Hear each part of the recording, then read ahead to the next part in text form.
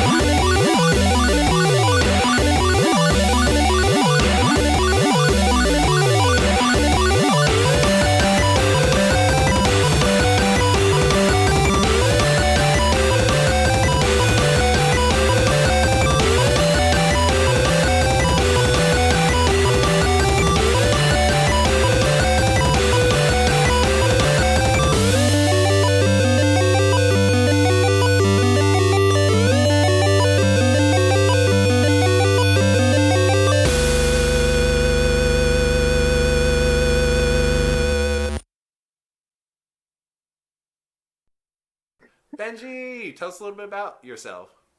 Um, Not much to really know. Just someone that just does a lot of random stuff. I guess. Organized two comps, did some shows, organized some shows, do a lot of visuals for a lot of those things, and just generally whatever's up. I find that answer to be too modest. You have put out two incredible comps. I mean, you've done so much more, but you put out two incredible comps. We were honored to be on the first one, which I have a story about. And I want to hear that. and you're organizing incredible shows. I haven't seen your visuals. I haven't seen your visuals yet, but we're having for the Boston 8-Bit show later this month, and I'm really excited to see that. Wait, am I on that? Yeah, you're on that, aren't you? Or no? Did No, I I just? know. I No one thought we told said. me. I thought we decided. Yeah, I know, but I didn't know if it was like actually locked in. I was just Oh like, no, it is. It is. oh, okay, cool. Cool. I'm doing a show this month. Okay, this is kind of like a shallow question. I have so many more in-depth questions, but Is it about my balding? no. Is it about my balding? I mean, right now you're like there's like an earth above your head, so can't see anything. No, it's about your name. I always laugh when I see Die Benji Die. Yep. Well, actually, really funny is there's a lot of people who first see it and they're like, "Oh, is that like that Simpsons reference where it's D Benji D?" And like the joke was like, I guess like there was like a scene where like Krusty's like the red-haired guy, Sideshow Bob. Bob. Yeah, Sideshow Bob was trying to like murder Bart, and they're like, "Oh no, that just says D Bart D or something." And like, there's a lot of people who reference that, and I'm just like, I wouldn't know. Like that's what I just learned out today. Cool, thanks. Wait. So how did you? Okay, so how did you get your name? Oh right. So what happened was a long time ago. I had a couple friends, actually one of which is kind of one of the reasons I got like really heavy into chiptune in the first place. But okay, like that's a whole story in itself that we could probably talk about later. But like, just generally, his like moniker was like Jump Tom Jump, and then I had another friend whose band was Run Johnny Run. They opened for the Misfits once. They opened for Misfits and the Cro-Mags, and it's one of the few things I like deeply regret in life is I never got to that show. But yeah, I guess like I was just like looking at all these names, and I was just like, hey, I kind of want like a name verb thing. I guess for me, it's just Die Benji Die. It just felt like really apropos, I guess. Well, Chris, who is Astrologic, feels ripped off because his handle is Astro is dead. So I think there's some beef between you two. Oh my god, this is literally college all over again. No, because there's a dude in college who straight up beefed with me just because my name is Benji. So this is that all over again. Like it's wild how like that happens. All right, so before we jump into the new compilation, I kind of wanted to take a jump back to a compilation that's not even that old. The Continue. Feels like 7 years ago. I know, it feels like for real. And actually, I have a really funny story about this. So I laugh about it. I don't know if you really understood. I was like really embarrassed. So what happened was I had kind of gotten really frustrated with the chiptune community, and we were getting a really positive response from like our local community, Boston, and like the punk scene here. And I was like, this was right around when COVID started, and I was like, you know what? Like, we're doing these Boston 8-bit shows, but I don't know if I really want to invest in the chiptune community like that anymore. You know, in terms of like chiptunes win, like submitting to those kind of things and stuff like that. So Sam Mulligan, who's our very good friend, and another Boston chiptune person, hits me up, and he's like, Benji loves Bernie Sanders. You love Bernie Sanders. He's doing this Bernie Sanders comp. Do you want to participate? And like, so you're in this chat, and I, you know, Sam and I are very comfortable with each other. So I'm like in the chat that you're in. I'm like, who the fuck is Benji? And then Sam he's like in the chat. He's like, Benji's actually in this chat. He's doing this guy, and I was like, oh, haha, Benji. It is so nice to meet you. I think I vaguely remember that. I was so embarrassed. I was like, "Oh, Benji, haha, it's I'm so sorry. Yes, I would like to joke around with Sam sometimes." No, honestly, I didn't even register that as anything mean. I feel like that's just the normal reaction to like, when people meet me. It's like, who the fuck is Benji, kid? Like, yeah, like who's this fuck? But anyway, it was so interesting. Like this whole time lapse was that Continue was originally a Bernie Sanders fundraiser, and of course, as we know, Bernie Sanders ended up winning the whole presidency. So, yeah, right. So you ended up changing it over to COVID. So yeah, tell us a little bit about that whole process. Yeah, I mean, whew, what to talk about? There's so I much know, to for talk real. about there. Like, I think when we first started, you know, getting that comp together, it was like, okay, like let's just like set the timeline. That was like March, and we were all stoked. Like, like Nevada just happened, and Hell there was like yeah. this momentum going on, and I was just like, yeah, we should rally. We should like totally rally. And I think it was like a conversation I had with like Glomag, and I was like just thinking to myself um, like, okay, wait, I know a lot of chiptunes people.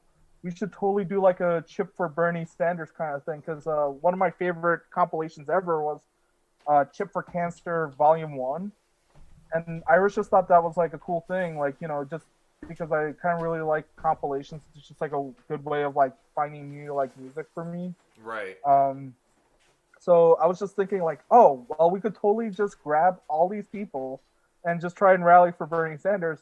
But as like time moved on, like just like each week was a new thing at that point. Like like what it was like the first week, what happened? Like that like weird Obama phone call thing happened, Oh man, I know. and then we were all just like in the most like doom state ever. Then like lockdown started. Then like this, and I was just like, no, you know what? In the spirit of Bernie Sanders, let's just put all the money for COVID. And then like Hell even yeah. that That was is just in the kind spirit of of Bernie Sanders. yeah. So was that like was the continue comp like because that was a really interesting time because I think Warren was still in. So in terms of I don't know if you'd want to call it like a progressive compilation, like if there was like Warren supporters, would they have jumped on the standard? Like, did you experience anything like that when you were trying to organize? Yeah, I mean, there were actually quite a few people who like I'm not gonna name names or anything, and I was just kind of like weirded out in the sense that like it's like it seemed like they enjoyed some of like the policies, but it seemed like they like supported other people Right. more so than like Sanders, and it's just kind of it's just kind of interesting. Some of the responses I got. I mean, generally speaking, like overwhelmingly, it was positive. Like I'm like literally talking about like two, three, like count them on my hands sort of interactions. But still, like it really did like strike me because I was just like thinking like I don't know, it just felt like as like a whole, and especially just like like even like something like chiptunes. I mean, like what like we're just like utilizing like retroactive technology that's like Right. Right. no one's like using, and like there's like something really like punk and raw about it in a sense, and it's just weird that like a lot more people weren't just hands down about like some support. I guess I don't know. That Yeah. was just more of a ramble. I just didn't understand like why people didn't like Sanders. I mean, I actually understand why. Like it's like it's an old guy overall. Like you Right. can't really market that like a cranky old guy. Like there's no real market for it. Right. Well, like that's all the media people talked about. It's like, oh, look at this angry cranky guy. He's yelling at clouds. I know. I know. I know. Like it was like sometimes it was being on like a different planet where you'd like see the stuff on TV and it's like It's that so doesn't that's not my experience whatsoever. Like whatever you're talking about, well. I like mean, but that's like that's how they get you, right? I mean, like right, that's the whole thing. It's just like like they like sensationalize a lot of stuff, but it's like really awkward when like they ignore like when Biden does it. I mean, Biden's actually like really handsy. Like you saw videos of him like stabbing his finger into like people's right, chest. He's like, right. listen, fella, if you don't like me, vote for the other guy. I'm gonna like he's like basically like punching you in the face. I know. I know. That whole trip was wild and like I'm not one to like, need a social media break, but even I was like, I need to get off like when he lost, I was like, I need to get off Twitter for like 24 hours and just like chill for a minute. I mean, like it's so weird. Like for me, I feel like I'm at the point where like I've just like lived on the internet so long just to like see Right. all like sorts of highs and lows to the point where I'm like, I know this is bad and probably bad for me, but I feel like Right. I need to know. Dude. Otherwise, Yes. I'm just gonna like not know. And then like, and there's a lot of people that not know and they're like totally okay, but it's so awkward because like you notice like how a lot of those people end up like becoming really comfortable with like the conveniences and then trying to shrug off a lot of issues that are very pertinent to not only their lives but like so many others' lives. So it's just Right. kind of like I get it, like, you know, like definitely like take care of yourself before like anything else, but like there's something necessary about that like constant information feed as Yes. disgusting as it is. That's so true. You know, obviously, like I'm in this band, and like my number one goal is my band, right? So like, Right. it was like the night of California in the primaries, and like that it was Super Tuesday, and so like we were recording Shadow Fighter in the studio, Oh, and crap. like, you know, any other time I would have been like, you need to be focused on this Shadow Fighter. We're recording right now, like da da da. But like during the session, I'm just like on my phone, like I'm like, oh yeah, I'll record in a second, and just like refreshing my feed to see who's winning, and it was. I don't know. I don't know what to say. It felt unhealthy, but I was like, it's just right now, and like, Yeah. I don't But know. I mean, like when Trump became president, like I hate to say it, like the most interesting effect was it got way more people to like be insanely attentive more, which Right. if there's a positive, I mean, we could say that, like, you know, like that ever like vigilance, just because like I remember during the Obama years, like freaking out when like Snowden, like, you Right. know, got exiled or whatever, you know, like, you know, he had to like not, you know, he couldn't be here, and I was like thinking in my head like, this is actually kind of a serious issue, Right. and we're just going to be okay about this, right? Like, it seems like everyone's just already ready to just be like, doesn't affect me. Yet, like, everyone here is still like joking about like all the algorithm stuff. It's like, dude, it's like all of our data is being sold for like no reason. Like, that's pretty harsh, and it's weird. It's just like, I think that's like the scary part about like people pining to go back to the Obama years, because it's just like, oh, you kind of just want to put the curtain back over the giant floating head of Right. Wizard of Right. Oz, Right. Right. Yeah. whereas Trump was literally freaking floating head screaming For at real. you constantly. It's so true. Sure, like it would be nice to like not wake up at 3 in the morning and find out that like this weird thing that weird thing was tweeted and it might cause like another war. You know, like there's some comfort in that, but still, it's just kind of like, yeah, but you know, it's still all shady and still kind of sucky. I mean, like, look at things now. Like, literally, Pelosi's just like, oh, stimulus checks. Like, Oh my who god. cares? I got an ice cream fridge. I Did know, you for real. did Oh you my see god. like $20,000 worth of ice cream? That shit Like, was wild. I feel, Wild. it's weird because like I feel like that should have been like easily the breaking point where everyone just goes like bonkers and it's just like, you know what, fuck everything. Like this person is literally on what's that show? What's that talk show? It's like Oh, it was James Corden. James No. Gordon. Yeah. Just to just be like, I'm eating this ice cream. I know. I know. God. I feel like we're gonna go down the rabbit hole on this. Yeah, we are already down the rabbit hole. But anyway, chiptune. Yeah, chiptunes. But something that was also really interesting about you during that time that I was like learning about you was that while you were organizing this comp and putting this comp out, you were also like in this kind of like a forced move from Oregon back to New York. I didn't know if you wanted to talk about that a little bit. Yeah, I mean, Jesus Christ, it's been a tough year. Like, it's actually around this time last year. Oh wait, this is December already, so this is already kind of like the bad stuff already happened. Oh shit. So basically, the only reason I was in Oregon was due to my ex-partner, who I lived with for like 3+ years. Like, we lived together in Chicago for a bit, just Oh because damn. that's where I did my master's degree. And to be quite honest, like the only reason I went to Oregon was because, you know, of her or whatever, right? And so when the relationship ended, I was just like, why am I here? Like, I never liked this place. Really? Yeah, well, like, I mean, we were talking about it a little bit before the show.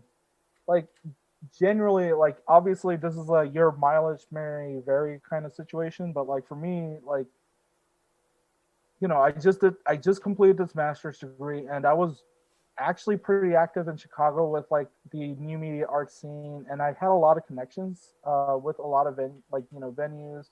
Like, people were reaching out to me. I was actually asked to do this VJ set for this like big festival in Chicago. I forgot what it was called. It was like that, like before, like literally 2 weeks before I had to move to Oregon. I got contacted for that and an 8-Static, which could have been like the last 8-Static Wow. that happened. Yeah. Because like right after that, I didn't hear about 8-Static even happening. And I couldn't go to either because, I'm moving. I also helped organize Lil Sound Assembly 4, which I was trying to get to. Like I remember I brought on like a couple artists within the lineup, just help Noah out with like a lot of the people who I thought would be great for visualists and musicians, and to also just kind of like diversify the lineup, I guess, in a sense.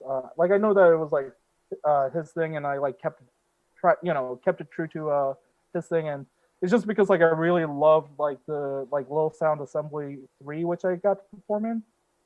And I really loved what like Noah was doing, and I just love Noah in general.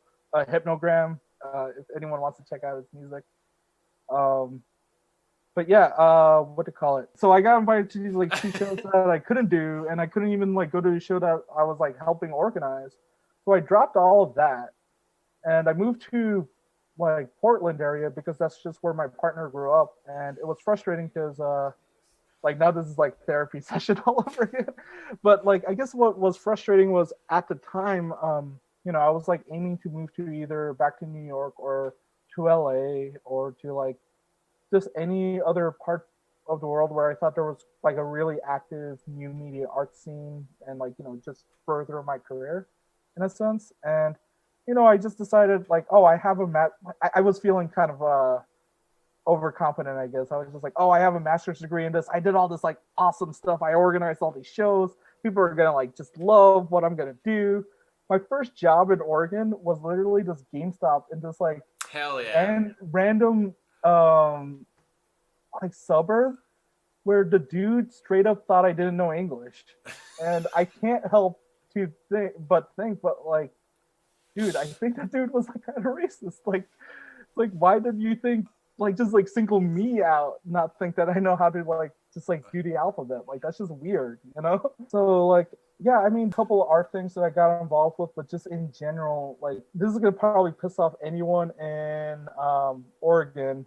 Again, your mileage may vary, but like for me, like I feel like Oregon is just kind of generally like the Portland, Oregon area is just generally where like artsy people and millennials go to like retire, but still like work forever.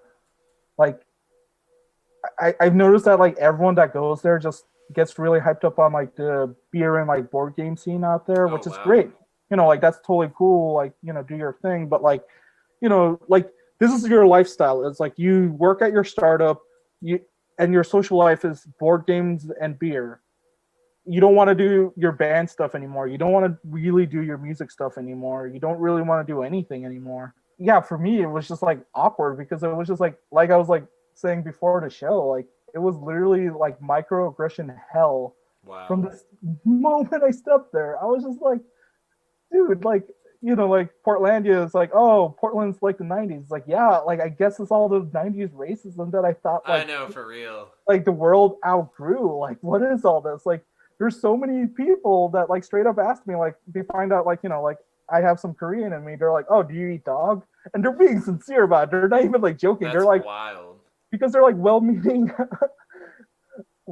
liberals, and like then everyone else is like a military brony or like a furry that's like really into Trump, or like just scary libertarians. Like there's just like no in between. It's just insane. Actually, here's a perfect example, and this is just gonna be a kind of dark story. Like so the first apartment I lived in, I guess like the town I like moved to is like a suburb of Portland. It's like 20 minutes away or whatever, right? And it was just new for that area to have like a lot of brown people, like Indian, South Asian people, right? And they moved in there just because like there's a lot of tech startups now, like Nike being like the big one, right? And I remember on a car ride with like my ex's mom, who's like the most like liberal like NPR watching, like PBS watching, like like just like do all the check marks, right? Was also a Sanders supporter, so like like just like do all the check marks, right? Right. We're driving through this neighborhood, and it's just like a bunch of brown people like playing cricket, and then she comments, "It wasn't always like this." And I was just no.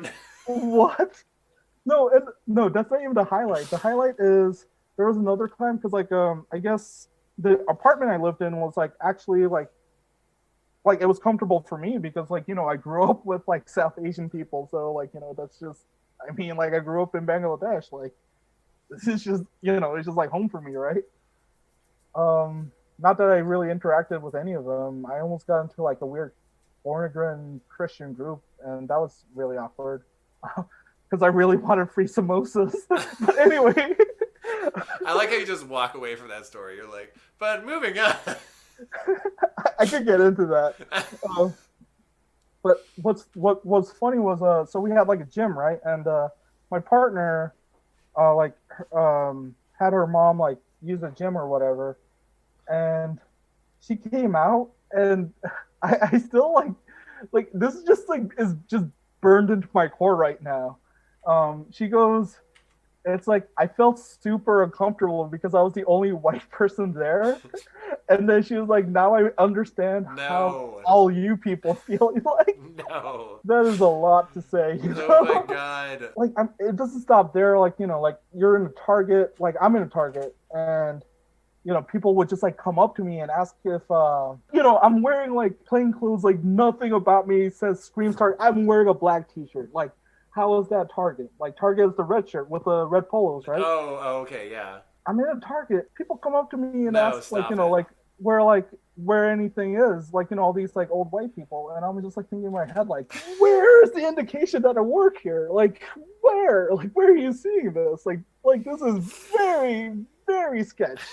And I gotta tell you, like, I mean, I drove across the country like 5 times in my life, like back and forth. Like, I even drove out to Oregon from New York. Like, we went from like Chicago, stopped here to grab my car and just drive all the way to Oregon, right? Mm-hmm. There's this place in Wyoming we stopped. It was like just like it was a gas station, but it was just like gas station with a sign that just says gas, and then the restaurant is just restaurant. Like and we needed to eat, right?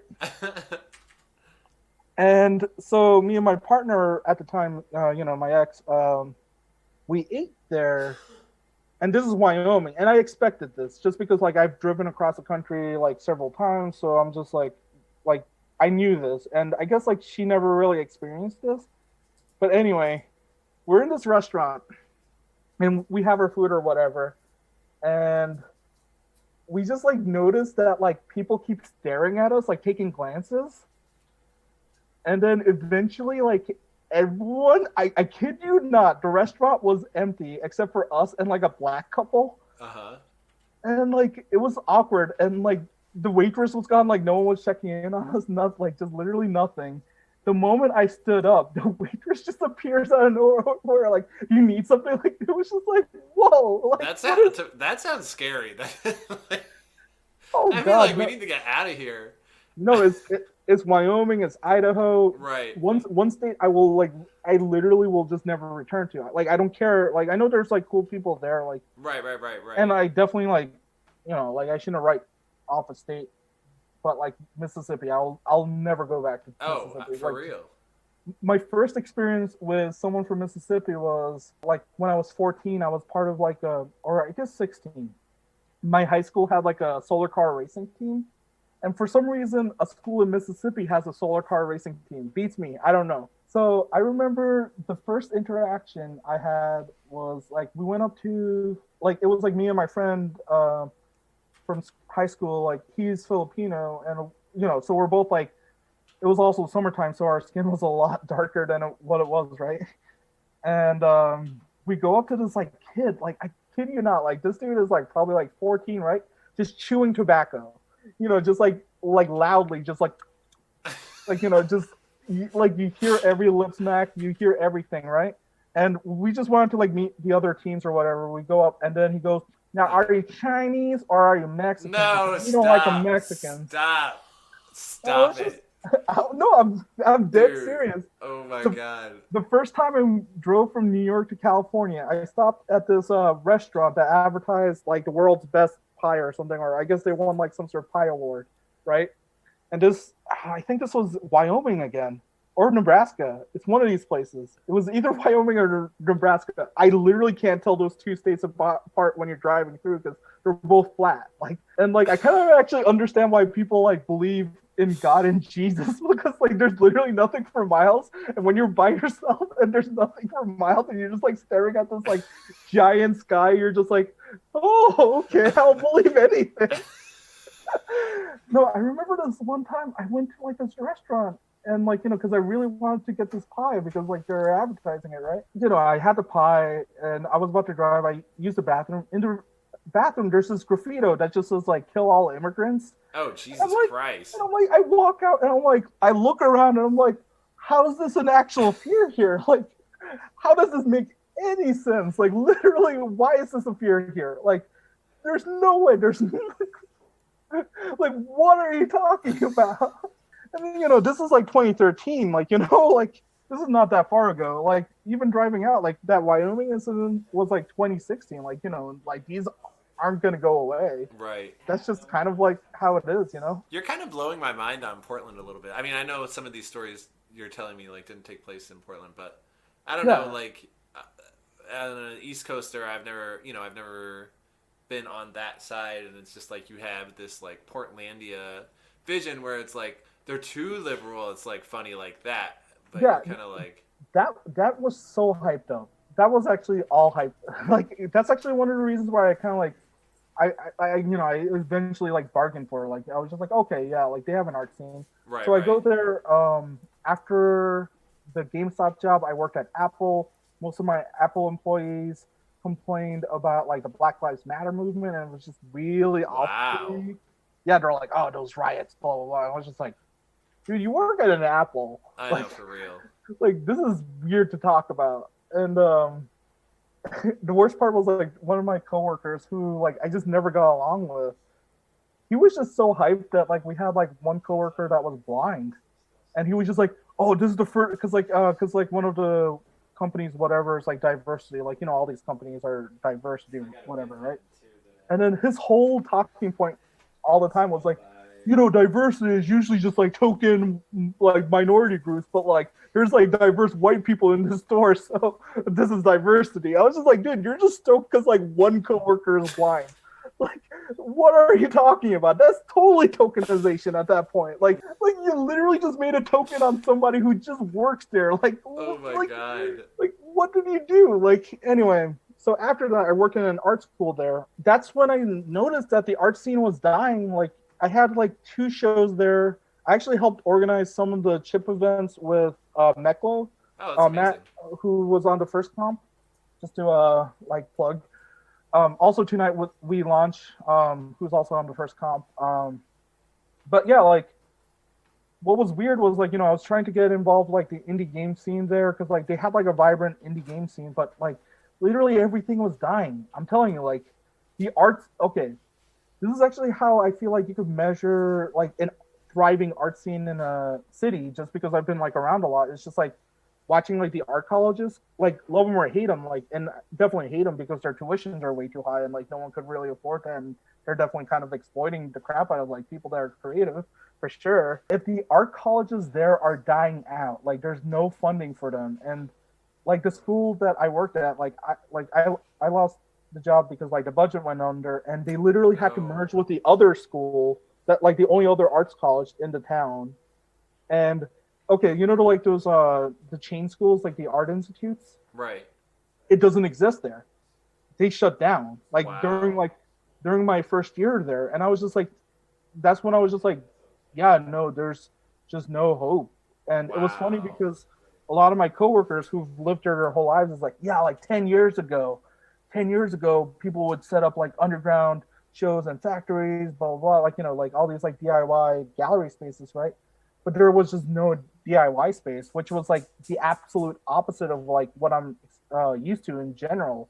And I remember like my first year. My first year was like because like when I moved to Chicago for grad school and stuff, there wasn't really like a chip scene there as well. And I never understood why because I was like, dude, this is Chicago, like one of the biggest cities. Like we just got to make this happen. And you know, after like a lot of work, that's kind of how like bit by bit happened. Yeah. So that's basically what I tried to do the first year was I just like talked to everybody that I thought was like involved in the indie game scene, like the music scene, the like chip music scene, and it was just like there were just like these established things, and but there was just no like actual like space for any of these like things to like intertwine or like even congregate really. Right. I mean, like they kind of congregate, but it wasn't like what I experienced. Because like the nice thing about Chicago, because when I was starting bit by bit, was I wasn't necessarily like, oh, I want to highlight just chip musicians. I was like, no, I want chip music to be something that's very much like surviving on its own. And I feel like what people don't understand is when you create kind of like an insular like group, you're not allowing it to grow. So like that's why I like pulled people from like the arts game scene, the glitch scene, the you know, all these like different like new media artists to like congregate together to make these like bi-monthly events. That's what I'm saying. Like for me, like if someone could make it work in Portland, then you know, you have my blessing. Like honestly, like you did something that I honestly just couldn't do. I couldn't just like figure anything else out. I got super burnt out and got really into competitive Pokemon. That's how I cope, and that's just how I'm gonna live by it. That totally, that and probably listening to like ska music ruined my relationship. So, no joke. There was like this time period where like I was working this like awful like, no, I was working for Lyft at the time. I got like a YouTube Music subscription just because I just don't use Spotify. Right. And I got like really into listening to ska music.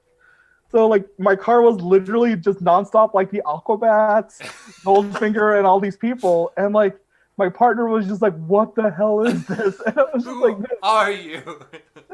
yeah, like because I really feel like she was like disappointed that I couldn't just be like this like goth art emo like person 24/7. I guess I should have just stayed like a Tumblr artist. That's how we met. So it was just like, but I like it's just funny just because of like I just remember that time period, and I really feel like I got into like this weird hyper fixation with ska music at the time. I was just watching all the Cartoon Network videos. I was like, yeah. I love the Cartoon Network is like bringing it back for me. I love his Twitter feed.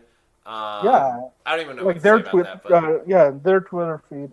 yeah, like the cool thing about them is like I like how they keep positioning ska as like something that never went away. And right. I really like that just because, you know, I kind of feel like that resonates deeply with like all these other like super niche like music scenes. I mean, even like what we do in Chip, but also like Witch House. Witch House, everyone like kind of proclaimed died when like C-Punk came out, but like Witch House still lives, and I mean like in a weird way, and like there's like a lot of like finicky things about it because like I mean I was super into Witch House, like you know that was just like kind of like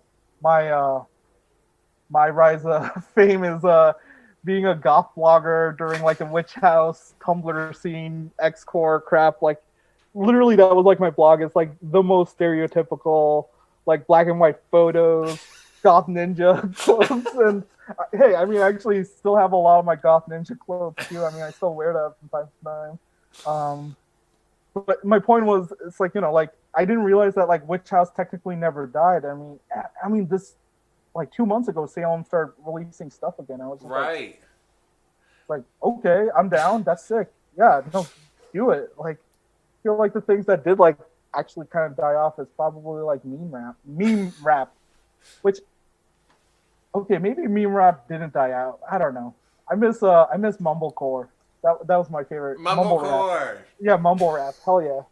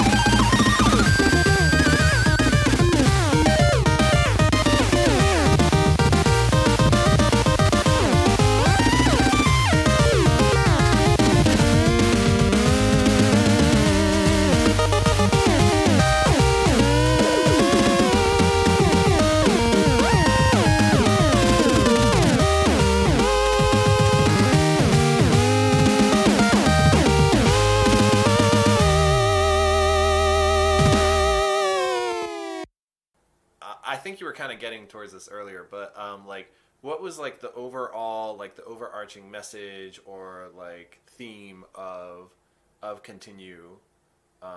Yeah. Yeah, like in general for me, like Continue, it's weird how Continue happened, and I'm gonna give a lot of credit for Steve Plasma Cutter, who was super involved with the first Continue. I think some complications came up where they weren't as involved for Restore.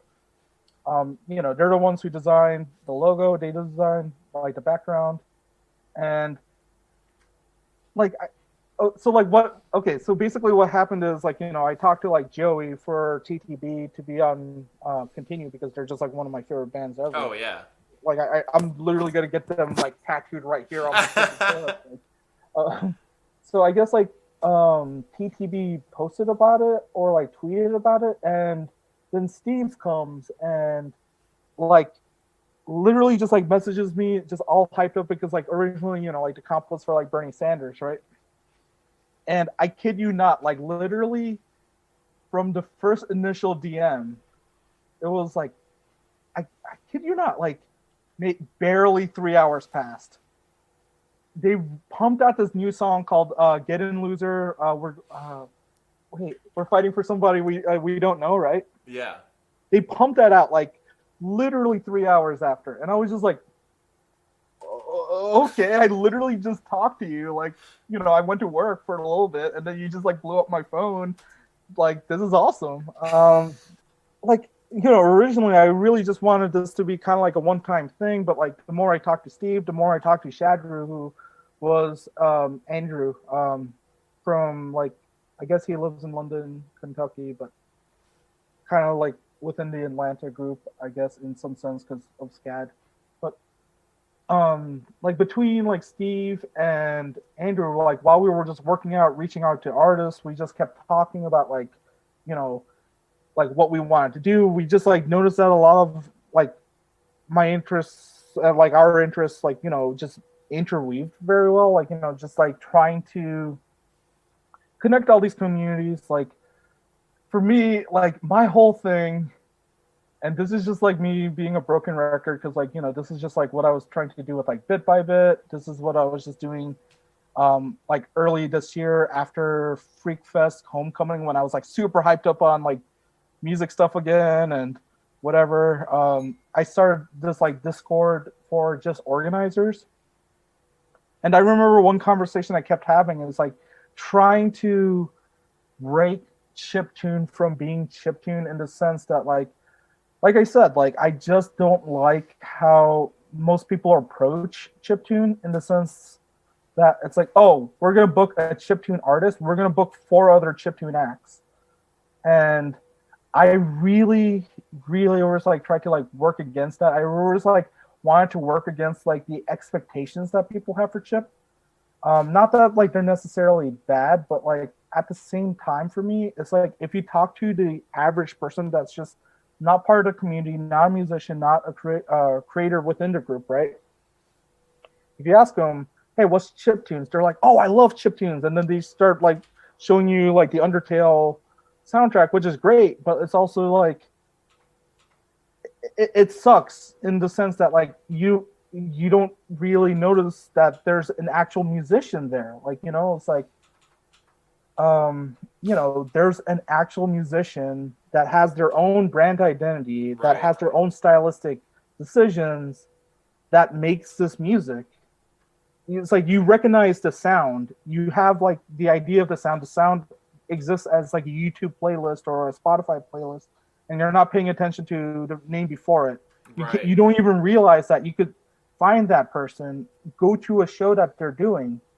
For a lot of people, like so like there's like the part of me where like I kind of want to go back to music blogging again, where I just like talk about this like exhaustively until like people just get my viewpoint, because I think it's just important for me. Like I don't know why it's so important. Like it's just like been like a hyperfixation since I was like 14, I guess. Just because I watched this like stupid documentary one weekend in like I don't know, like G4 or Fuse. It was just like on TV, and like literally blew my mind because I think they were just like talking about demo scene. I don't think they were even saying chiptune. I think they just said demo scene, but they straight up showed like, oh, and I still to this day don't know what exactly this documentary is. I don't know. I've been looking for it. Where they showed like a musician playing music off a Game Boy, and it blew my mind as like a 14-year-old. I was like, whoa, what is this? And then like my first immediate thing was to go on myspace.com and go like, you know, the only person I remember from like this miasma of like them talking was BitShifter. And BitShifter, I'll never forget it. Like BitShifter's like profile picture was him performing, and he had this like 8-bit skull shirt. Oh, wow. Oh, yeah. And it was just like it just like burned like this identity into my head. And like the next day, my former friend Tom, like, you know, I like talked to him about it. I think like he somehow saw the same documentary. I had an iTunes playlist that he gave me, where I didn't know any of the musicians. I still don't know any of the musicians. I don't even have the playlist anymore. But it was literally just titled Obscure Chiptune. Nice. And the only track I could know verbatim that exists was like a what's that band? Postal Service. A Postal Service cover. But like I guess like my point is going back to like continue is like, you know, I was like talking to Steve, and like, you know, that's why we kind of reached out to a broad basis of artists. And I also really wanted to encourage like people who aren't necessarily, and I'm gonna air quote here, so I'm not sure if you're gonna see these air quotes, like established chiptunes artists, because what the hell does that mean? I know, for real. Which, you know, there's connotations with that, because there are definitely established chiptune artists. I know that sounded really sarcastic and mean, but I don't mean any like shade or anything. I'm just saying, like, in just the grand scheme of things, it's like, you know, there became like kind of a weird loophole where like people were only interested in coming to chip shows, or like interested in anything chip, where you only, if you got like, you know, the chiptune legends in it, like, yeah, which again, that's like a super detrimental thing. So for me, I was just like really like, was like, fuck all that. I want people that I've never heard of. I want people that I think are like, you know, like just like middle in there. I just want people of like all different like diverse sounds within chip. And then like the plan was really just to just expand. And like I think I'm going to try to work with this more so with like Rebuild. It's just trying to reach out to, dare I say it, hyperpop, whatever the hell that is. Even though like I don't want to say that term, because it was just like, because it was like a label first, but now it's a genre that like people are applying to like Drake. I guess that makes sense. I don't know if that makes sense. But my point is, like, I want to hear an album with like vaporwave artists and chiptune artists in the same space. Like, I don't understand why you couldn't occupy, like, it couldn't be that hard. Make an album and it's literally just vaporwave and chip, like a hard vapor and chip. And then like, you know, you get like Boy Without Batteries, who did like a track with like Sega Saturn on Restore, like just have them like do another like Sega Saturn track with like a bunch of people doing like vaporwave. It would fit right in. It would make so much sense. You know, get chip artists to do an album with people who make PC music, for God's sakes. Like, you know, like, yeah, okay, so you have a musician that sounds like Sophie or whatever, and then like you get someone like that's just like doing also like this crazy sound, high like energy, crazy sample manipulation crap. You know, just there's just so much like leeway and like so much weight. And for me, it's just like, I don't know, like, and I kind of feel like a minority in this just because of like the way that like when I reach out to people and interact, like I actually really was for like getting back into music blogging, because I think music blogging is important for a sense of archival. The reason I got like really obsessed with like archiving and like blogging, like which I still haven't gotten to, and like I honestly think it's like important. I feel like there were people that were doing it actively, like Peter Schwinn for Truth Chip Till Death. Yeah. And like there was a time period in like, you know, when like Tumblr was like huge. I mean, I guess Tumblr is still huge. I don't know. I'm not on it. But like, when people were just like talking about stuff, but so I took this one course in my master's, which I didn't like my professor at all. Like I Oh hated him no. because he hated me. But it was like a course on punk history or whatever. Anyway, like the only And good your thing is, teacher hated you? oh yeah, no, I had Why? You're hella punk. You're like, no. Well, that's the problem is I'm just not academic. oh, Like okay. I'm just not like it's so weird like having like a master's degree because it's just like I literally went to school and everyone kind of wanted to like mold me into like this like weird like a super academic like thing and like that's kind of how like they try to like do things. That's kind of why I got like super burnt out anyway. Like Yeah. it's like why am I writing this article or like writing this thesis that's like something I've written about since I was in like undergrad and I have to like use and this is just like yeah this is just like my biggest criticism of like academia. It's like so the only way to get my argument to sound serious enough is by taking other articles that are already established within the system and then utilizing ideas and terms and those are arguing against those ideas and Right. terms to like try and legitimize my argument. It's That makes weird. sense. Yeah, right. It's like so you're saying that like my argument in itself would have had no value without these already like the institutions of these like people Yes, that I I have to totally involve. understand that. Yeah. So it's just like and so I'm in this like punk rock course and whatever and like all of my arguments and stuff like just it's so weird. It's just like it was like well was there an article written about it? I was just like what are you talking about? But anyway, the book I have is Michael can't pronounce his last name Azirad. Our band could be your life, and it's literally just Michael who interviewed pretty much all the bands within like the early punk scenes, um, the like beat happenings in this, like a lot of the early indie bands like Dinosaur Jr., Husker Du, Black Flag, like all these bands, right? Like, and just like talk about their experiences. And what's nice about like a lot of these like chapters is like it's just like each chapter is a new different group. Like one chapter is just dedicated to the Minutemen, one chapter is dedicated to like Fugazi, etc. Right? And what I like about this is just reading through it. Like I never finished the whole book. Just reading through it, I just noticed that the pattern of any like genre to be, or like just any community to be legitimized is if there's like an actual record of it existing and like people are talking about it.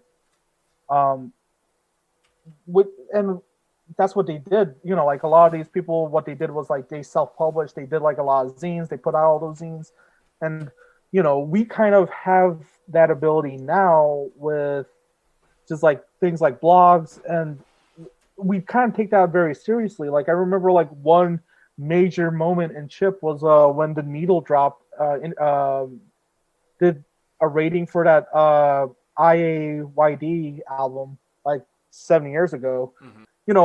And that was like a big highlight and it's just like it's like we're always like looking for these things but like in a sense like I kind of wish there was just more of an effort sometimes to like push just doing it ourselves because that's all these people are doing. I mean, like literally, Right. Ian McKay still lives in Discord house in Washington by himself, printing out like random stuff on cassettes out of his basement. Like Asian Man Records, Mike Park lives in like he just does everything out of his mom's garage in this like random house in like California, Right. And oh, now I remember. And what I remember like bringing to debate with like a lot of the other organizers is the idea of like establishing microgenres in Chip, like diversifying the genres, because there's just something kind of also bad about the umbrella term, like in the sense that like I said, there's already a perception of what chiptune is to like a person who doesn't listen to it, right? Or like doesn't actively listen to it. That's better phrasing. I remember Steve at the time was like he does Plasma Cutter, and the way he advertises it as 8-bit punk, and that just I love that. I just absolutely love that. I was like, yeah, no, that like definitely has like a feel, and I kind of see what bands would be in it.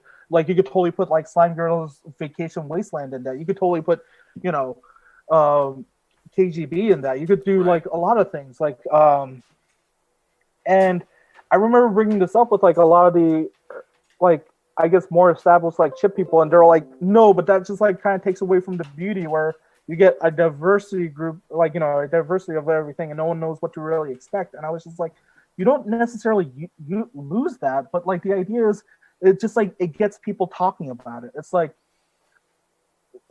I remember this was with like an interaction with like a coworker in a Hot Topic once.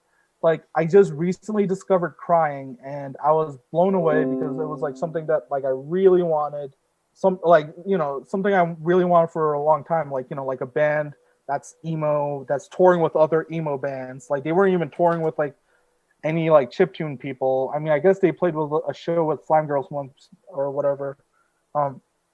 But what impressed me was, you know, they toured with a lot of like that emo revival group, like all those like emo revival bands like Joyce Manor.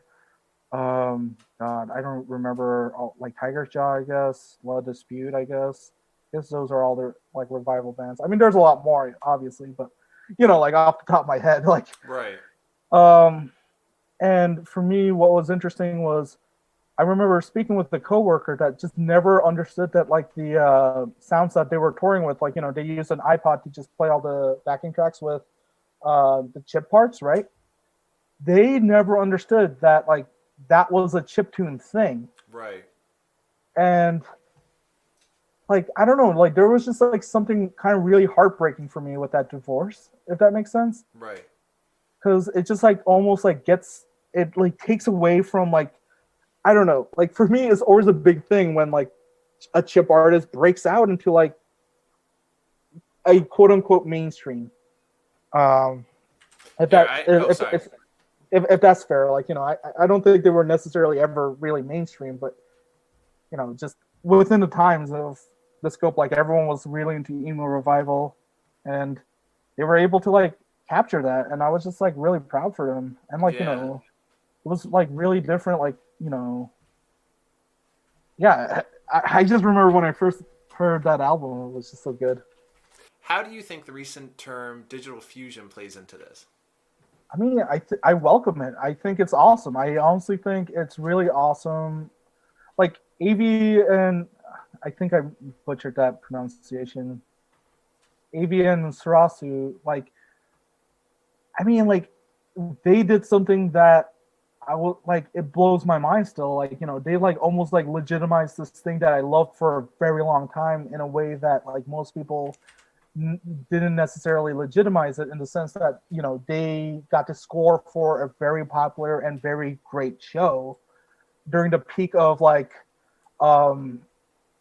animation styles, which it's funny because people don't like, I don't think people really necessarily associate this with me. Like Thor Van Orman is like my Facebook friend. Like, not to like name drop people, but like like that. Oh, okay. No, but like, you know, a big interest I have was like that era of cartoons. It was like Flapjack, Chowder, and I noticed all these like creators from this like timeline working together. And like, I remember being into Adventure Time like months before it got announced.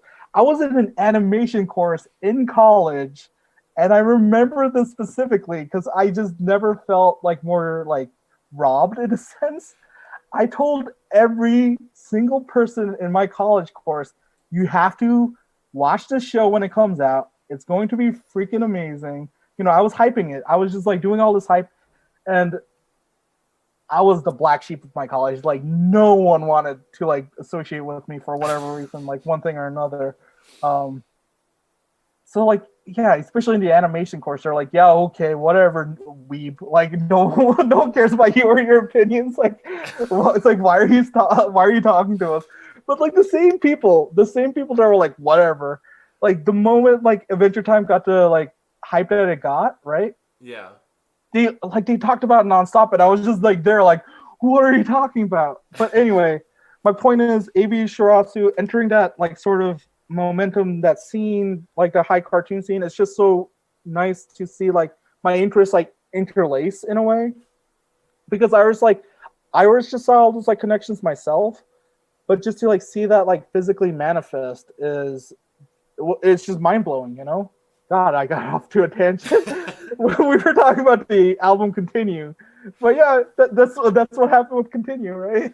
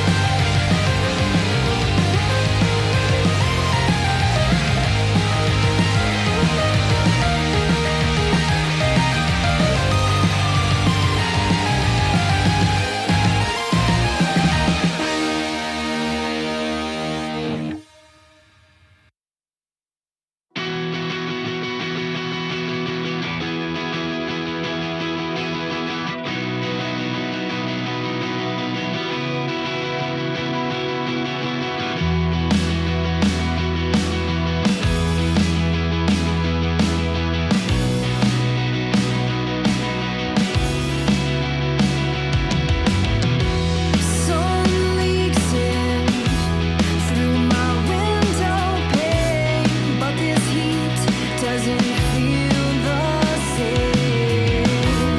Wind rattling through my ribcage, vacant heart and occupied gaze. There's progress in unlearning all the rules you used to know. Counting trees and heavy headbed stone, but you'll always be the same.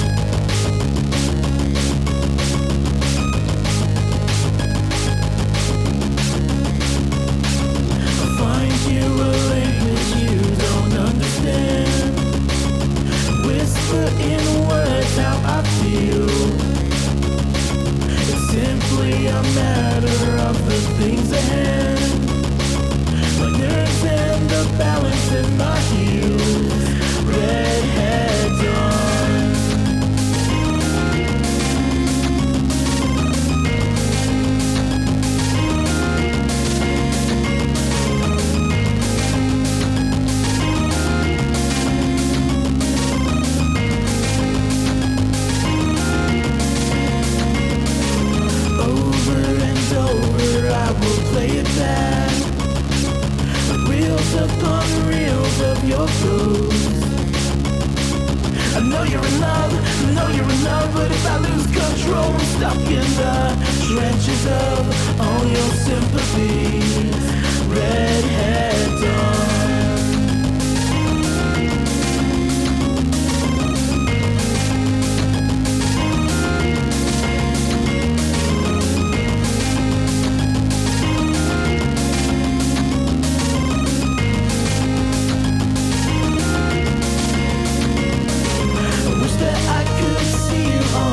Saturday, so Monday I'll be tripping off your scent.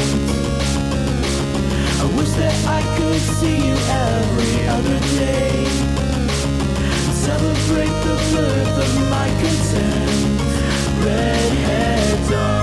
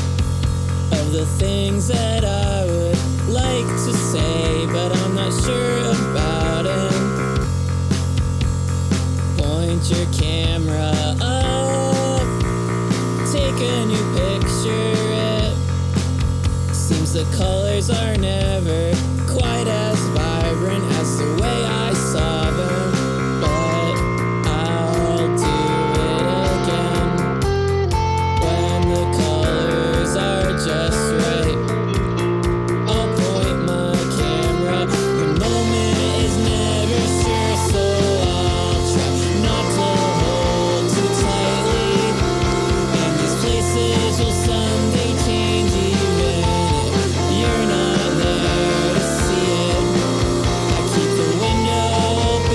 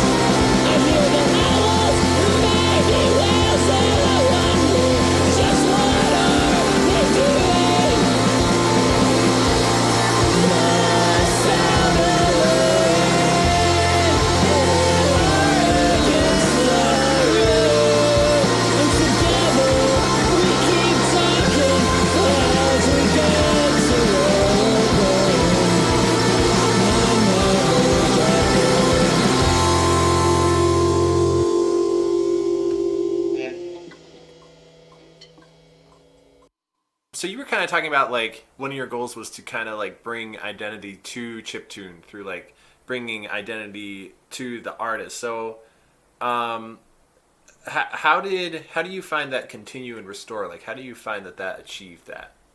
Like, especially with Continue, what was nice was literally everyone brought like a different thing to the table. Um, like Triheart included just like I don't even know how you would like even brand yourselves, to be honest. It's like it's definitely kind of like I would argue it's emo rap, but like maybe like someone will butcher me. Yeah, but I love that, and like it was just like for me, it was just like it was nice to like listen to that, and then like you have Monotony that did kind of like this like footwork sound, and then it just like meshed. I remember like that was like one of my first arrangements. Is like, oh, this would probably work really well into this, and I was just like, whoa, okay. And another trend that I noticed were a lot of like bands and people doing like a lot of like quote unquote 8-bit punk sounds. And I guess like that was kind of one of like the baby the like the gestation of like what went into Restore, because what happened with Restore was Vera tweeted out like I want to put together like an emo compilation, and then Kyle responded. Kyle, who's Nintendo Kwando as well as Indiana Joe. Oh, nice. They responded, yeah, we should totally do it. And I was just like, oh, that's the missing ingredient, because like it was always in the works. Like actually originally I was thinking I was going to release Rebuild before Restore. I don't know how that got switched. And and like we got into a discussion, and like I remember like our initial like musicians that we're going to contact list. I was just like, no, I really want to capture some of these emo bands that like I really think would like work with all these like chip artists. I mean, like it's weird because like you see a lot of them like already work with chip artists already. So like why wouldn't you just like put them together in an album? And even then, like for example, like the group Guitar Fight from Fully Cooley, if you listen to their other songs, like they have this like aesthetic where like they're like singing songs about like anime and video games, and it's like Right. like maybe not in like a nerdcore like nerd rap way, which like give or take. Like I'm not too entirely big on nerdcore or nerd rap. I mean, I definitely know like why like people are into it. Like that's totally cool. But it's just nice to like see those sorts of interactions in things that you don't necessarily like expect, if that makes sense. Like within like the broad scope of emo, I guess like most people like mislabel emo as like, oh, you just like go there to just sing about how like you got broken up like 15 times. Like, yeah, you could totally do that, but also like just like singing about like all this other stuff is like kind of cool. So, like, I really liked what you were saying, and like, this is kind of a stretch, but in college, I have like this weird obsession with the great composers. I have like an obsession with them, their lives, the establishment of the great composers. Like, the obsession I have is like on so many different wires. But one of the things that I was thinking about when you were talking about like legitimacy is some of the songs that we studied in school. It was like these. I was like, my professor told me that it was a good song, and so I was conditioned to believe that it was like a good song. But then as I kind of like moved along, I was like, I don't know, is this actually like a good composition, or are you just telling me it's a good composition? So one of the things one of my beliefs about music is that people will not take you seriously unless somebody else legitimizes you.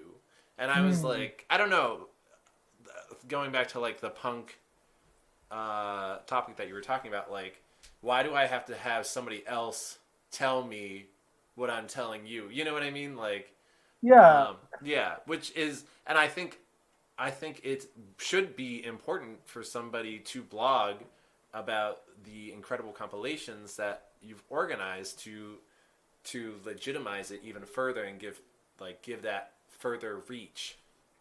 Yeah. So like I think it's just kind of loaded in the sense that the way I envision it is, so like when like punk like all these bands, this all happened during the 70s, and I honestly think during the 70s people were just allowed to do really whatever. I mean, like, in like the great film students like Steven Spielberg, blah blah blah. Like, it's literally Roger Corman going out to like random film schools and be like, okay, you, I'm gonna just fund whatever film projects you have. Just go at it. Just go nuts. Just do whatever you want. And then nowadays, like, these are all like big time directors, right?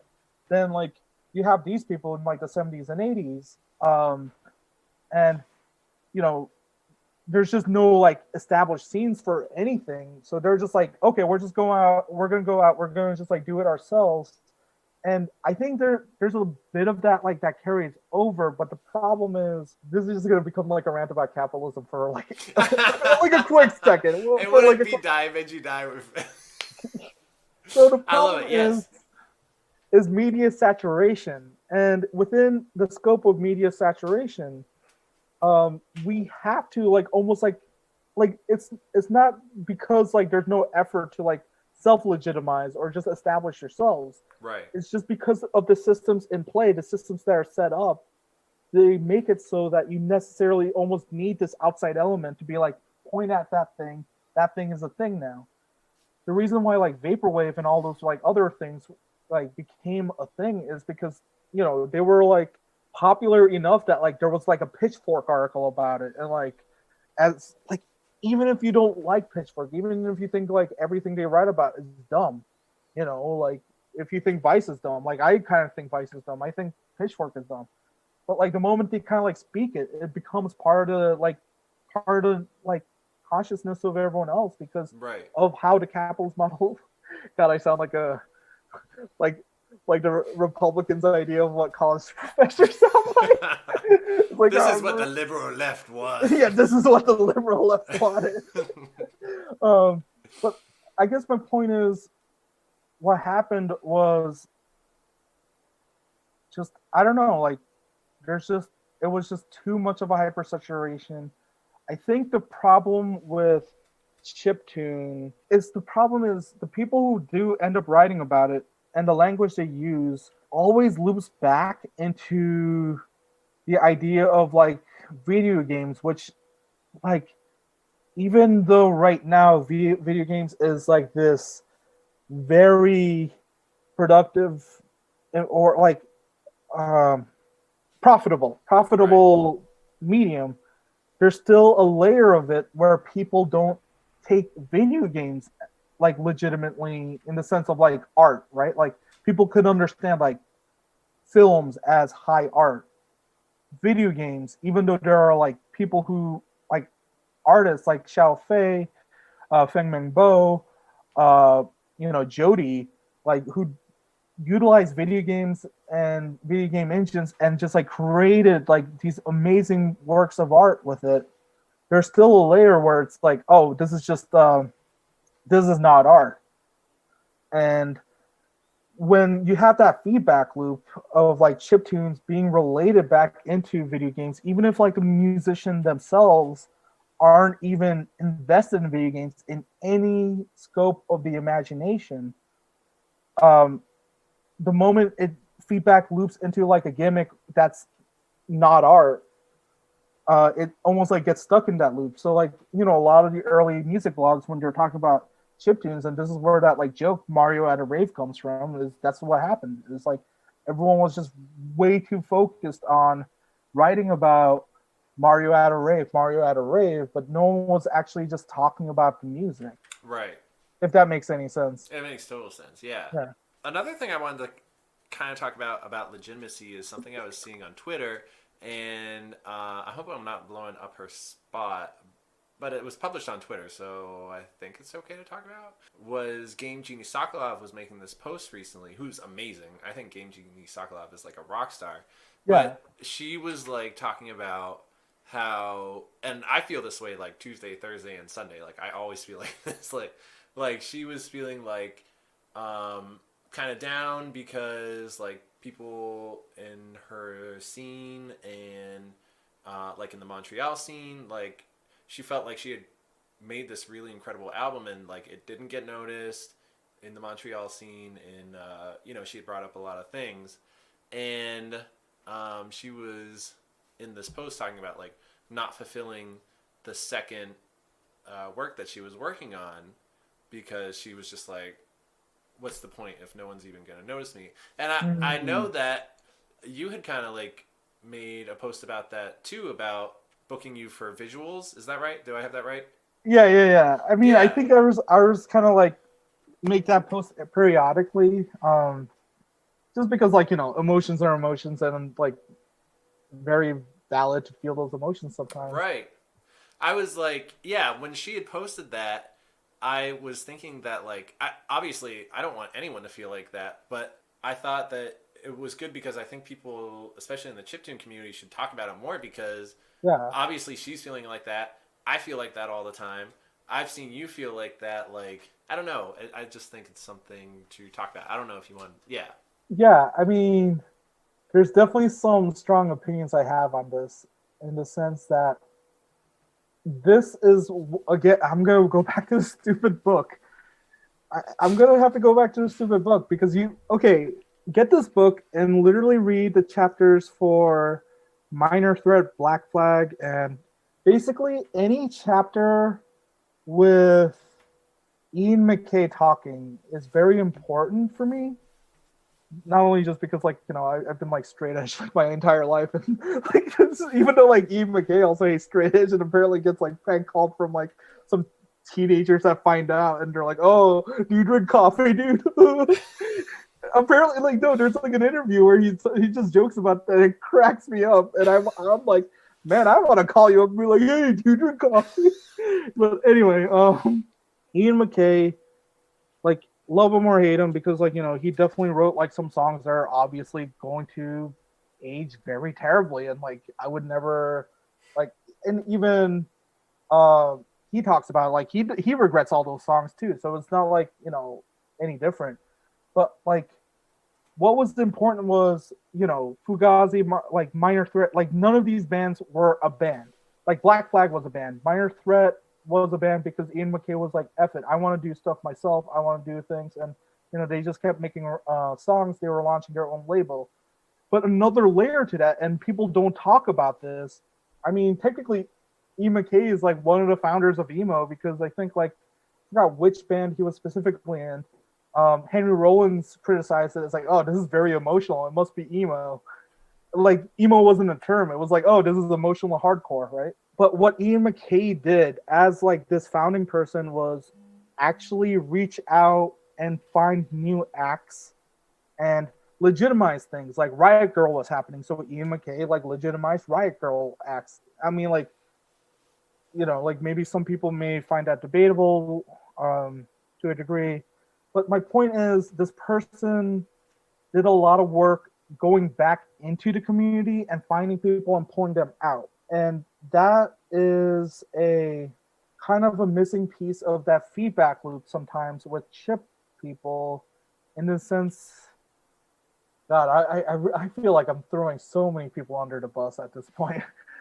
But like, I think what's important, like, and like, but this is so observable, like in other groups, like for example, PC Music, Sophie and AG Cook do a bunch of stuff. AG Cook like literally never put out an album. Their first album was just this year and was like 70 something tracks, and everyone like recognized it and everyone got it or whatever. But what they did was they were both doing this thing. They were looking for other people doing this thing. They were like finding people new getting into that thing.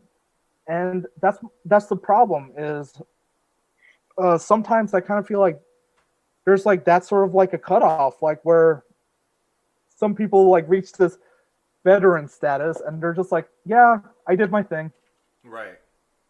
And yeah, but like I'm not gonna necessarily place the blame definitely on that, because chiptune also had a lot of like tumultuous stuff happen, like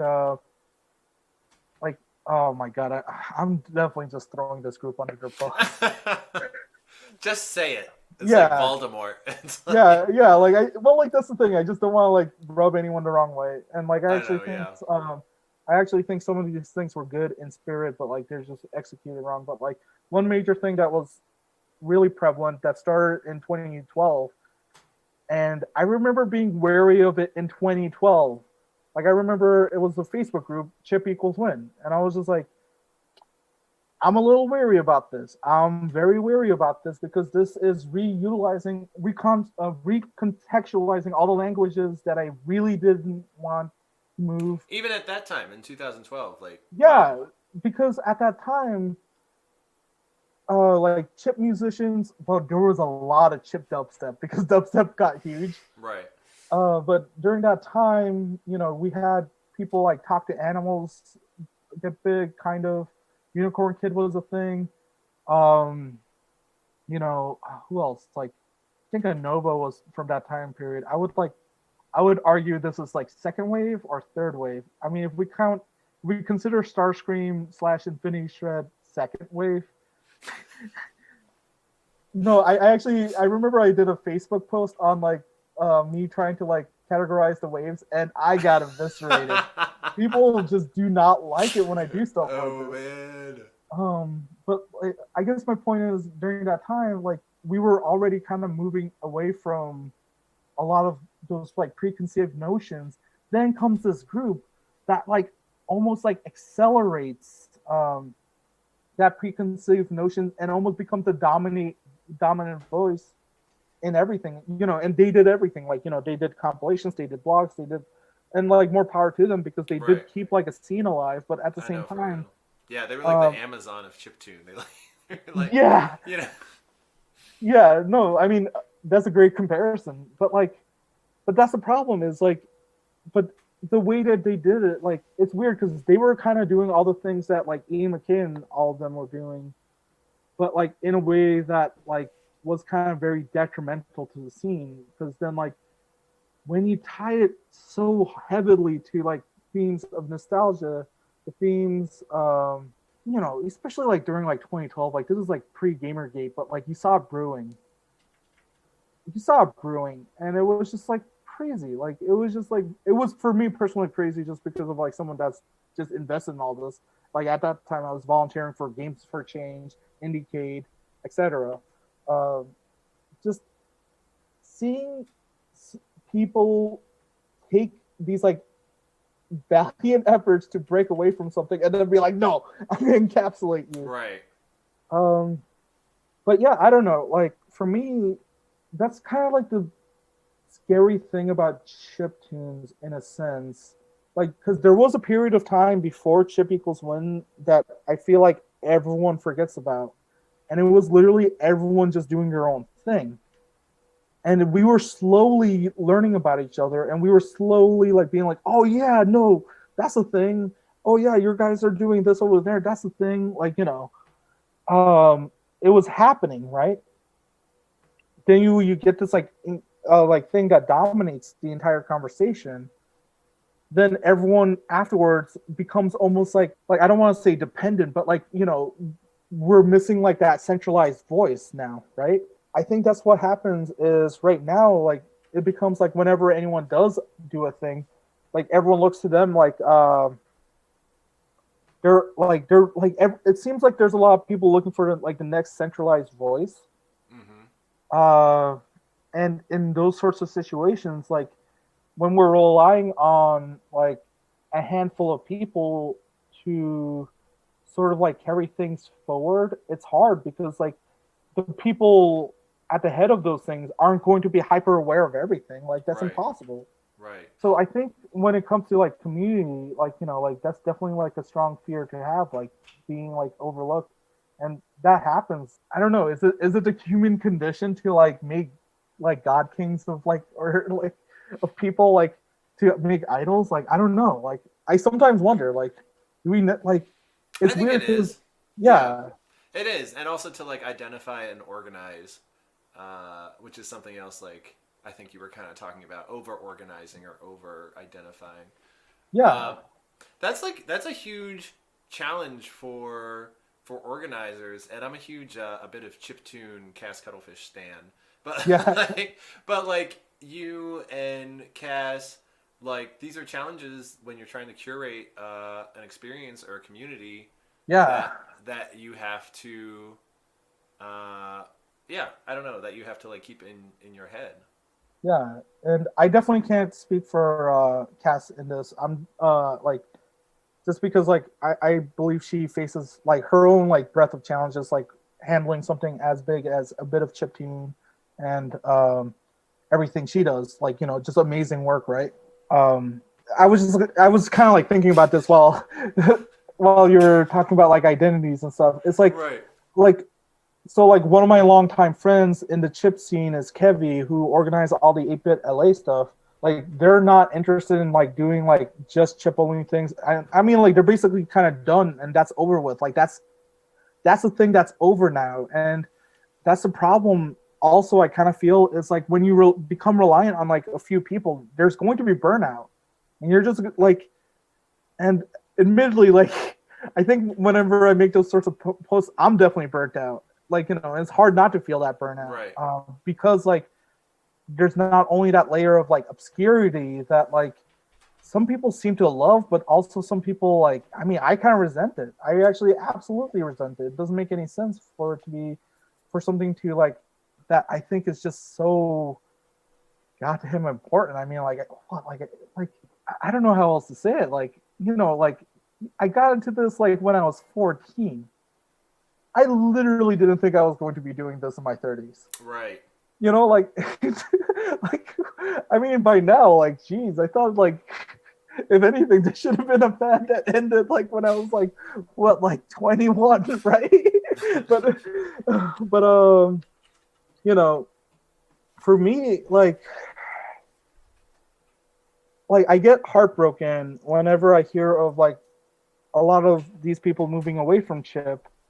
And sure, that, like, leaves room, but, like, my point, I guess my overall point is, it's just hard not to need the vehicle of like someone actively looking, like someone that's an outside observer out of all of us, to be honest, that's actively looking and just like pointing all this out, if that makes any sense. Yeah, I think it does.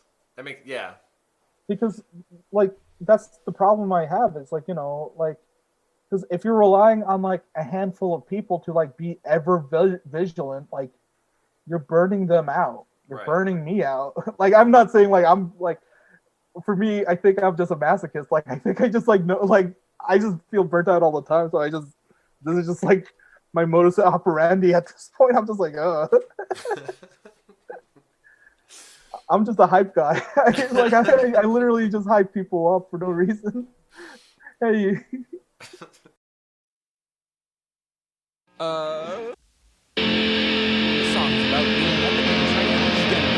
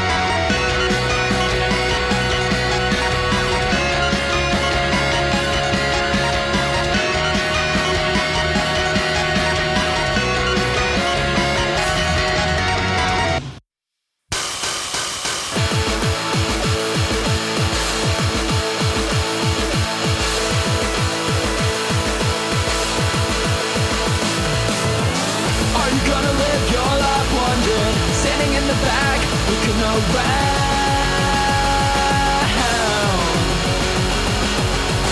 Are you gonna waste your time thinking how you grown up, how you miss out? Things are never gonna be the way you want. What's it gonna get you acting serious? They're never gonna be quite what you want. Or even at 25, you gotta start sometime. I'm on my feet, I'm on the floor, I'm good to go. All I need is just to hear a song I know. Wanna always feel like part of this was mine. Wanna fall in love tonight. Are you gonna live your life standing in the back, looking around?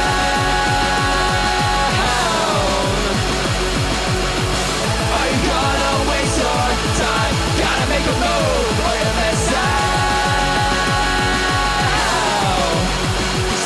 Someone's gonna ask you what it's all about. Stick around, the sound won't let you down. Someone's gonna ask you what it's all about. What you gonna have to say for yourself?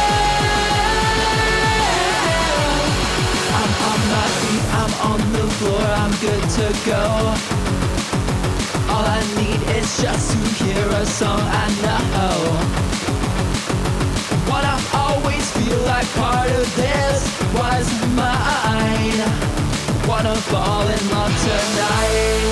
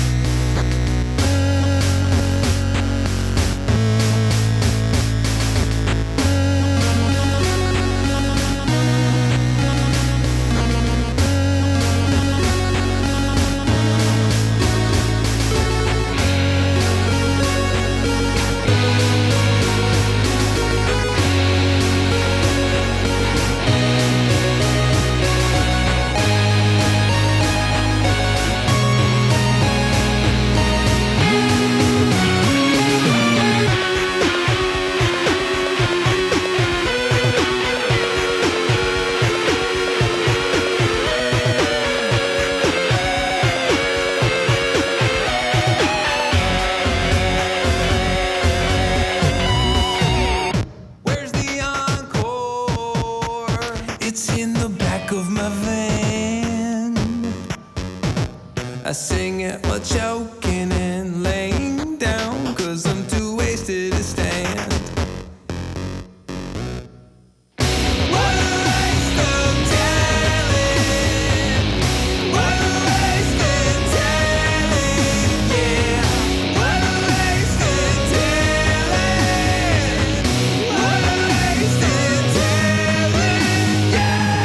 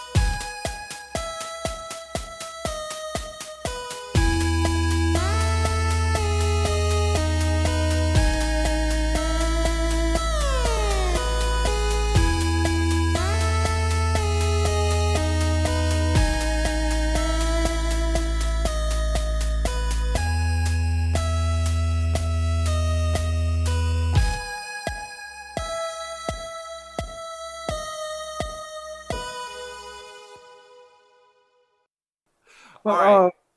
Sorry. I have a ton more questions, but I don't want to keep you all night, so I'm gonna limit it to 2. No, keep me Okay. all night. I could go all night. Oh, we're I'm pulling a 180. So hot topic. Ready? Hot topic. Cyberpunk store? 2077. Go. Oh my god. Okay, here's my opinion on Cyberpunk 2077. I literally did not give a fuck when they announced it. I only started giving a fuck recently because everyone won't shut the fuck up about it. And it's weird for me. I was just like, okay, like there's nothing good about this game. Like what is the appeal? Like I never saw the initial appeal. Like I remember when they first like showed in like an E3, I was just like, how are people not already like seeing through this? This is just overpromise, and you're not going to get the experience that they're advertising. This is not even like a game yet. We're watching a movie where this person is turning into like a multi-form Ghost in the Shell thing. You know what other game showed something like that? Dark Sector. Swear to God, look up Dark Sector. Like try and find their early like E3 videos, and Dark Sector is like the most mind-blowing game. You're like, oh my god, this is gonna be Ghost in the Shell, the game. I'm so pumped. You could do all this stuff. You could do all the stealth stuff. It comes out, it's not even the same game anymore. You're just this person with like a fancy boomerang, and like I played it like because I was hyped for it, and I was because like I wanted to like what I was like 16 at the time or 17 I guess. Well, 17 I guess because it's rated but what to call it like so when it comes to like, it's so weird for me. Like, so Cyberpunk comes out, or like it's coming out, and like there's all this like marketing for it, which, like okay, like I feel like Keanu Reeves will just say yes to anything. Like I don't have anything wrong with Keanu Reeves. I feel like he's like one of the few like mixed Asian people out there in Hollywood. Like his entire existence is just to like have people be comfortable with like Asian leads. In some sense, even though like just God. like middle America, it's like, ooh, there's an Asian person playing a major role, like without like trying to make it exotic. Oh my god. But then like there was like the whole conversation started with this advertisement where they had this like person, and they're like, oh, you could be trans in this game, and like, oh, you could be trans in this game was this obsession with like genitalia. And like, honestly, here's how I feel about Cyberpunk 2077. Do you remember San Andreas where there was like this mod where everyone like fought each other with like dildos or whatever? Oh wait, yes, I do. It's literally that in a game expanded. It's literally just that section, that mod, right, where it's like, oh, everyone has a dildo, blah, blah. Like the focus that they put in genitalia and stuff, I was just like, who's making this game? A bunch of like 14-year-olds? Like, who is this? Like how is this like mind blowing? Like, you guys are literally obsessed. Like, you guys just want this game just because you're like, oh, I got big tits and a big dick. Like, it's just like the most like 14-year-old crap I've ever seen. Like, what is this? And like, there's like so much hype for this. And I was just like, what is any of this? It doesn't like what is any of that? Like, I don't know. That's I literally did not want to ever post about it until recently because people like, I guess it's coming out. I want it to come out. I want it to bomb so badly because then I don't necessarily like another rant I'm just going to quickly have about Cyberpunk 2077 because I was thinking about this earlier. It's like, the few people that are going to get this game are trying to defend it by being like, oh, but the workers worked so hard on it. I mean, they had to delay the game. Blah, blah, blah. And I was just like, you're literally not supporting the workers. You're supporting the mechanism that drives these people into like 200-hour work weeks. Right. What good are you doing it? If this game bombs, you're never going to have to face this crunch time again for this game that no one was passionate about. Like, literally, like, it's such a passionless game. It's a game where it's a good game about how like marketing works. I mean, goddamn, like marketing is effective, isn't it? Like, I didn't realize how effective it was until just like, I mean, I guess like, there's a you always know how good marketing is, but like that's literally the game is just 100% marketing. I don't Right. even know what the game's about. I literally don't know what the game's about. Like I literally do not like. I get okay. Cyberpunk 2077. Like you have a genre and a date. What is the game about? Right.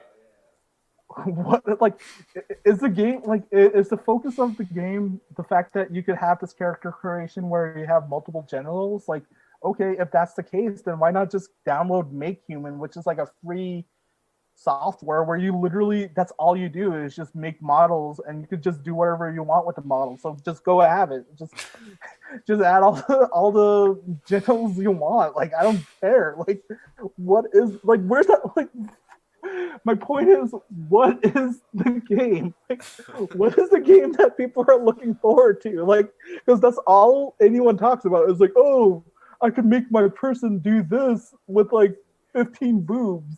It's like, is there anything else? Like, is there a story? All right. Two more. Yeah. That was pretty good. Okay. Two more questions. The first one is easy, and then the last one is really long. Okay, so where can people find you and buy Restore and Continue? So you can find Restore and Continue on continuecomp.bandcamp.com. So that's just continue the word with COMP for compilation.bandcamp.com. And you could find me on Twitter, Die Benji Die, that's my name. I'm literally always there, even though I don't intend to be, but I'm always living there. I'm just always there. This is like my Tumblr days, except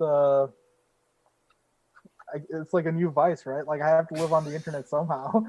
I became like Tumblr went under. I became homeless. I had to find a new home. Oh, no.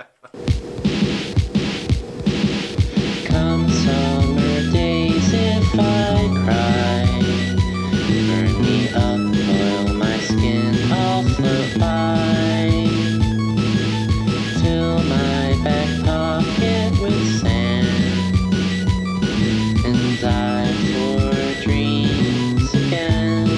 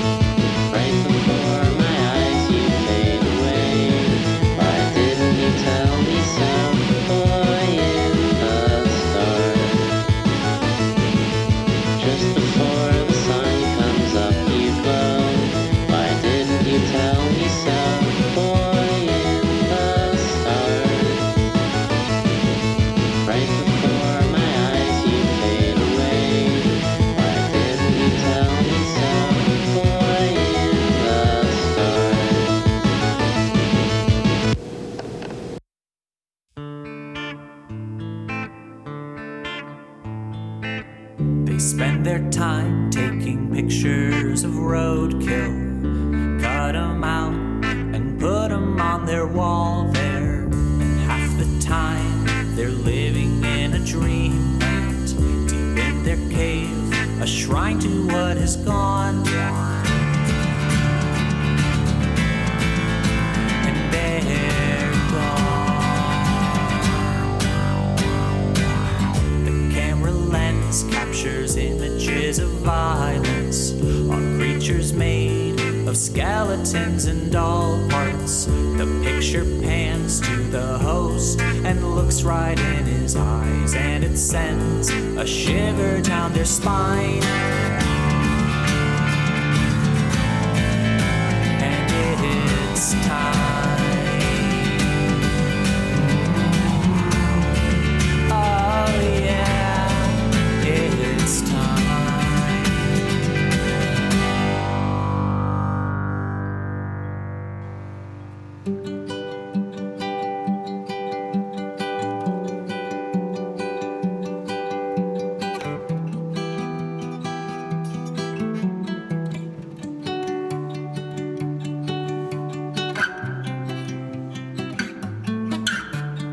Take a little picture, keep it by your side.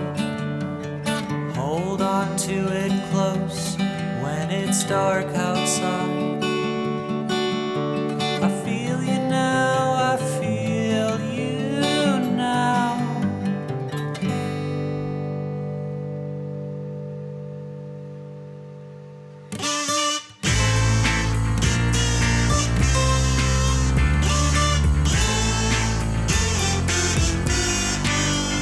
The artist stands deep within a forest, with Lucy's eye still burning in their mind. And when it's time to finish what they came here for, something new will rise up in their stead. Like Lucy said.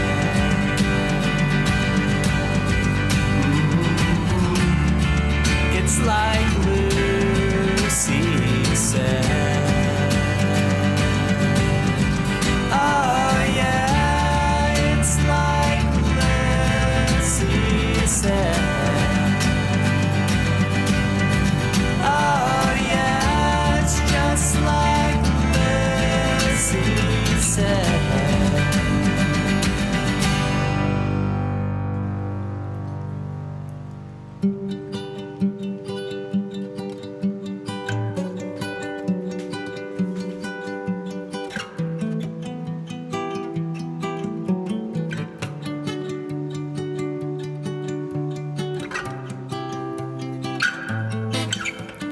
Take a little picture, keep it close to you. Ask it when you don't know what you're supposed to do. I feel you now, I feel you now. Take a little picture, if only in your heart. Keep it to remind you of your better parts. I feel you now, I feel you now.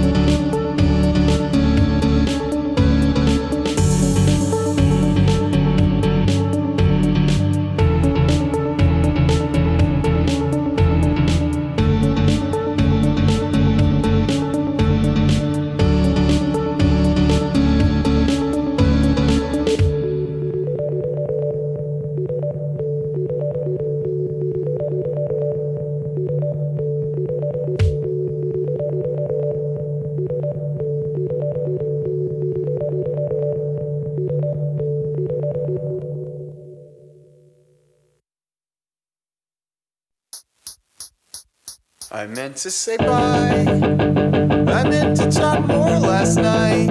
I meant to tell you a long time ago. But I didn't try. Freezing and full of pride. Because I always fear the things I don't know. And if I said anything more, I'm pretty sure you'd figure I'd feel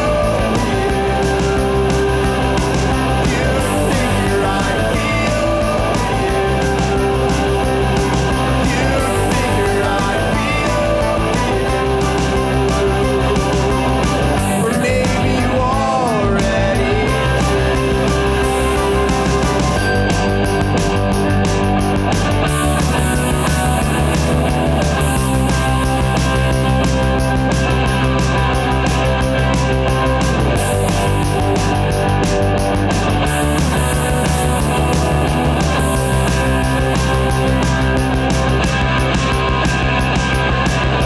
I'm bad at keeping it secret. Fuck it, I feel.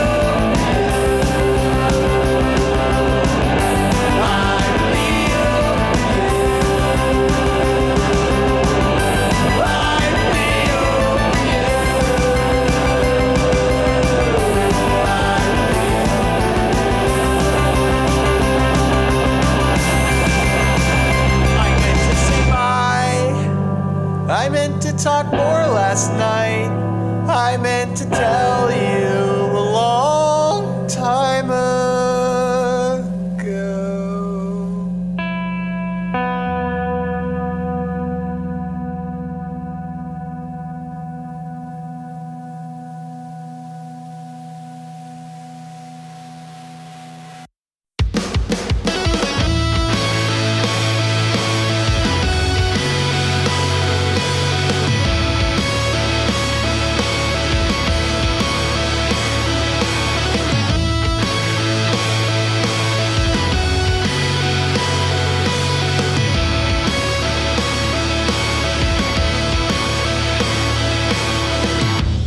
Jesus shit, all I want is to piss outside and yell for the hell of it. But I'm too nervous to pretend I know where the front door is. So maybe we should both move past our unpaid debts and get on to season 3 of Yuri. And if you make it past the driveway, I'll be waiting here alone for you till midnight or 3 years from now. So fuck off family, friends, and lovers. I wouldn't have it any other way. Kill me, baby. I really hope that everyone hates me. Crush me slowly. I wanna bleed on and smash my head, drag me down to hell and back again. I wanna see what life is like without me. I don't fucking wanna own a car, and I don't fucking wanna work a job. All I want is for everything to keep going on without me. To bleed on and on. Bleed on and on. Bleed on and on. And if you make it past the driveway, I'll be waiting here alone for you till midnight or 3 years from now. So fuck off family, friends, and lovers.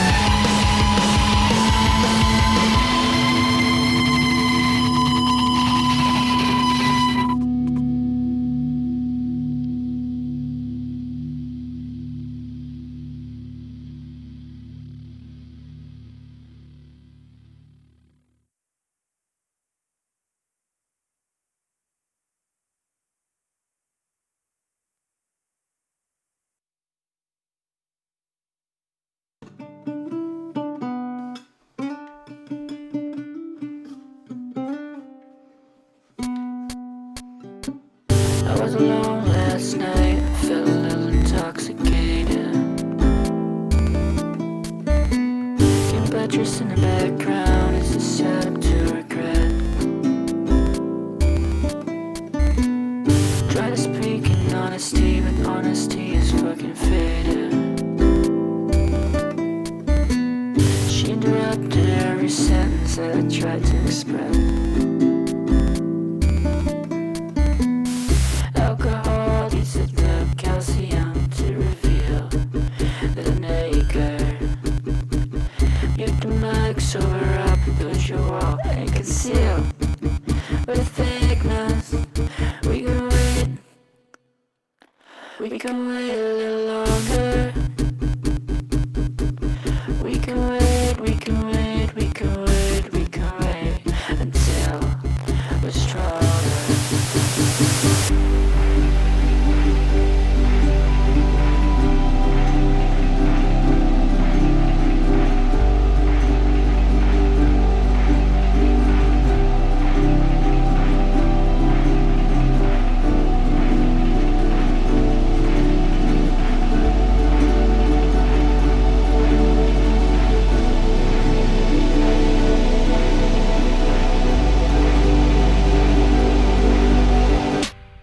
Why does this always just seem to happen? Narcissism, he jumps out and wants to speak to the manager. Takes my heart, look at it, and breaks it in two. And I would die for her if it's the thing I couldn't just do. Alcohol leads to the calcium to reveal that I'm naked. Mute the mic, sober up, push your wall and conceal. With thickness, we can wait. We can wait a little